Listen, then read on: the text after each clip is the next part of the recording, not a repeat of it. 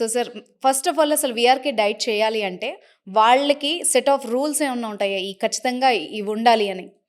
కనీసం జీవితంలో మనం ఒక 100 ఏళ్ళు 90 ఏళ్ళు బతికితే అందులో నాకు కొన్ని నెలలే అడిగేది నేను. ఎంత జబ్బుకైనా అది ఒబేసిటీకైనా అప్పుడు ఒబేసిటీ నుంచి క్యాన్సర్‌లో, ఎస్ఎల్ఈలో ఏ స్థాయి డిసీజ్‌కైనా నేను కొన్ని నెలలు అడుగుతాను. ఆ కొన్ని నెలలు మీరు ఒక అయ్యప్ప మాలేస్తే ఎలా నిష్టగా చేస్తారో, లేదా ఓ రంజాన్ మాసం మీరు ఎలా నిష్టగా చేస్తారో, లేదా ఇంకేదన్నా ఎలా చేస్తారో అలా చేయాలంటాను. హ్మ్. అంటే చీటింగ్స్ లేకుండా చేసేది. నా డైట్‌లో చీటింగ్స్ ఉండవు. షార్ట్ పీరియడ్ ఎంత ఫాస్ట్‌గా చేసుకున్నామా, రిజల్ట్ చూసుకున్నామా, వెళ్ళిపోయామా, మళ్ళీ బయటకొచ్చామా అంతే. అలా డిసైడ్ అయితేనే రండి. అంటే సగంగా రావద్దు. ఉపయోగం ఉంది. అంటే సగం వచ్చినా సగం రిజల్ట్ వస్తుంది. అది వేరే విషయం.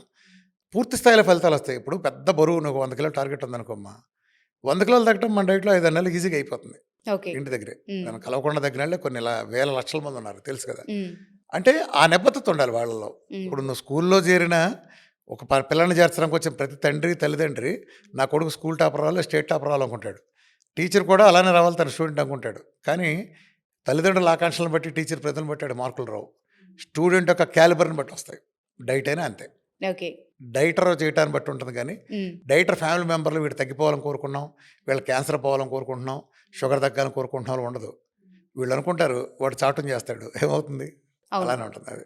అంటే ఈవెన్ అంటే ఒకటుందమ్మా, రుచి బలహీనత లొంగిపోవటం అనేది ఇది చాలా అతిపెద్ద బలహీనత. అందరూ మందు అవంటారు కానీ కార్బోహైడ్రేట్ వ్యసనం చాలా భయంకరమైన వ్యసనం.